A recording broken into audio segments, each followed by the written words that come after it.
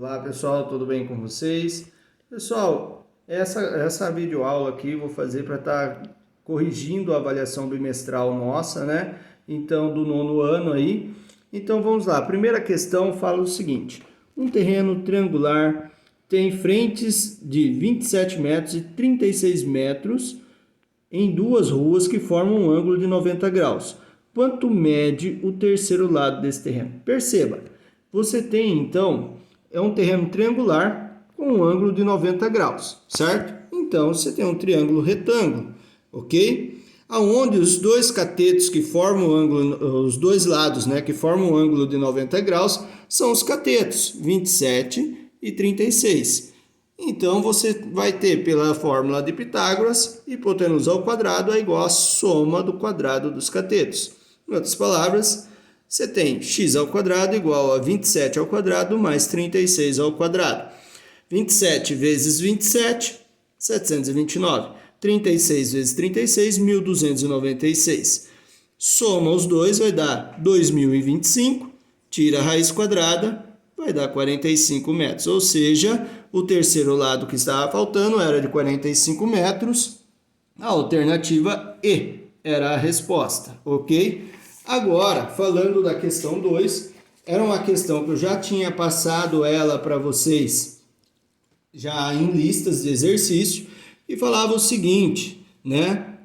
Que dois observatórios registram o mesmo momento, um mesmo satélite.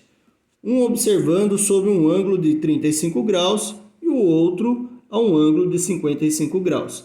A distância entre os dois observatórios é de 4.100 km e um deles está a 2.500 km do ponto logo abaixo do satélite.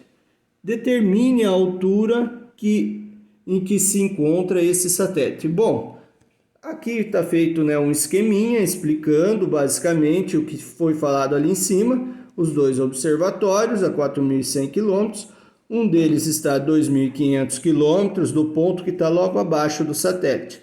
Bom, lembrando que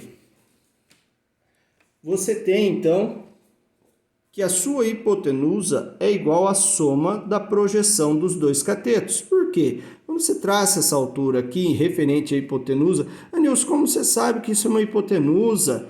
Né? Nem falou que era um triângulo retângulo. Onde está falando isso? Olha só, 55 graus mais 35 graus, 50 mais 35 dá 90. Para dar os 180 graus, que é a soma dos ângulos internos de um triângulo, faltam 90 graus, ok? Então, aqui é um ângulo de 90 graus, um ângulo reto, que está oposto à sua hipotenusa. Então, a altura está sendo traçada em relação à hipotenusa. Toda vez que você tem uma altura traçada em relação à hipotenusa, você tem o seguinte, você tem duas projeções formadas pelos catetos, ok? Onde a soma das duas projeções, é óbvio, vai ser igual à hipotenusa. Então, está faltando descobrir uma das projeções. Só fazer 4.100 menos 2.500 que você encontra essa outra projeção. Aí você tem uma fórmula que fala o seguinte, que a altura aqui em relação à hipotenusa ao quadrado é igual ao produto das duas projeções. Em outras palavras, então você tem a altura ao quadrado igual a 2.500 vezes 1.600. 1.600 vezes 2.500, você tem 4 milhões. Você pega, passa então a potência tirando a raiz, você vai ter uma raiz quadrada de 4 milhões. A altura então é igual a, quando você tira a raiz quadrada de 4 milhões, você vai encontrar 2.000 quilômetros, que era a alternativa A. Bom, a questão 3...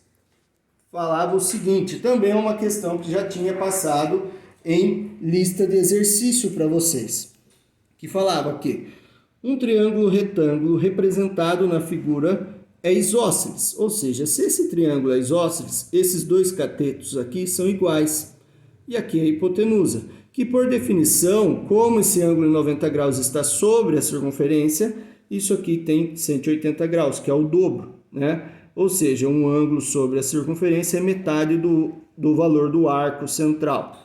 Em outras palavras, então, essa hipotenusa desse triângulo está passando exatamente sobre o centro. Então ela é o diâmetro da circunferência. Se ele é o diâmetro da circunferência, a circunferência tem um raio de 4 centímetros, o raio é metade do diâmetro, então o diâmetro é de 8 centímetros. Então, se você tem que esse diâmetro é de 8 centímetros, para encontrar o valor dos catetos desse triângulo, nós vamos fazer o seguinte. Nós temos, então, a hipotenusa ao quadrado é igual à soma do quadrado dos catetos. Lembrando, ó, os dois catetos, a hipotenusa. Então, 8 vezes 8, 64. Aqui se tem x quadrado mais x quadrado, então você tem 2x quadrado. Passa esse 2 aqui dividindo, você vai ter 64 dividido por 2 e vai ser igual a 32. Aí você vai tirar a raiz quadrada de 32. Daí acha 4 raiz de 2 centímetros. Mas, Nilson, como você encontrou isso? Bom, você faz a fatoração, né? 32, você divide por 2, olha lá. Vai dividir aí 5 vezes por 2.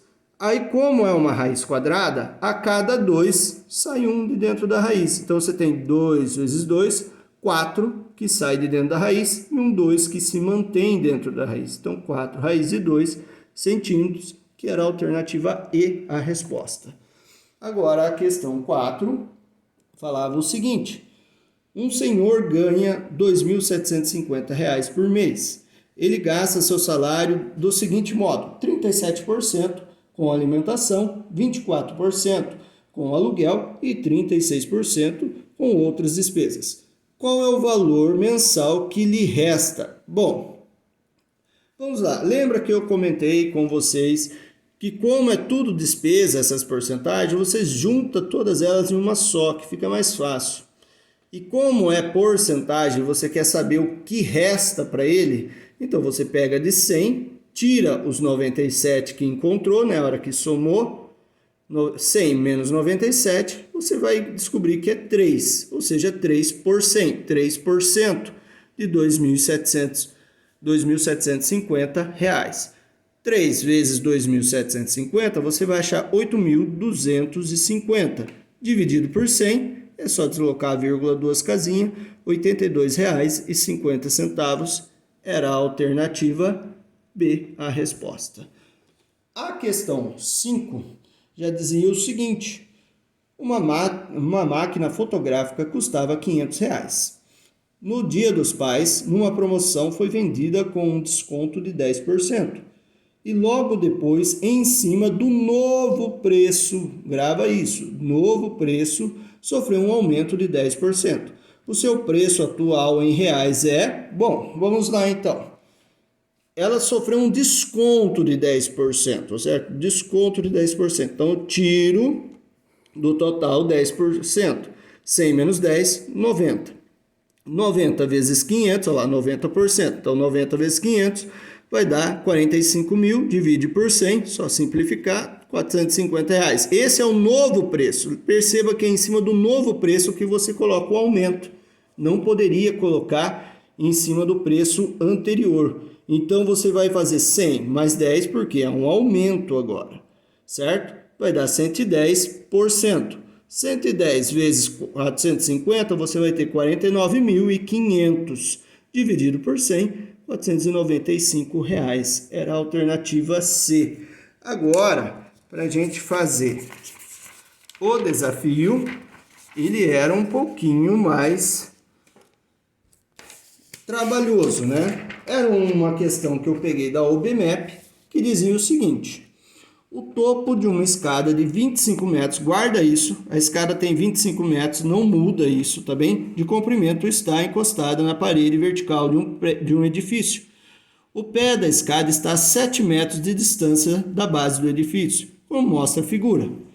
Se o topo da escada escorregar 4 metros para baixo ao longo da escada, qual será o deslocamento do pé da escada? Perceba que ele quer o deslocamento, não a nova distância. Mas enfim, vamos lá. Nilson, escorregou 4, então vai ser 4 metros. Não, não é. Certo? Vamos fazer lá. Vamos lá. Primeiro você vai aplicar o Pitágoras. Por quê? Perceba que no esquema você tem a escada. A escada tem 25 metros, então ela é sua hipotenusa. enquanto você tem um dos catetos e você quer descobrir a altura do prédio, que é o outro cateto. Então, você tem 25 ao quadrado é igual a 7 ao quadrado mais x ao quadrado. 25 vezes 25, 625, igual a 49, 7 vezes 7, que dá 49, certo? Mais x ao quadrado. Passa o 49 subtraindo, você vai ter 576, tira a raiz quadrada, certo? Dos dois lados, você vai ter raiz quadrada de 576, que é 24 metros. Achamos a altura do prédio.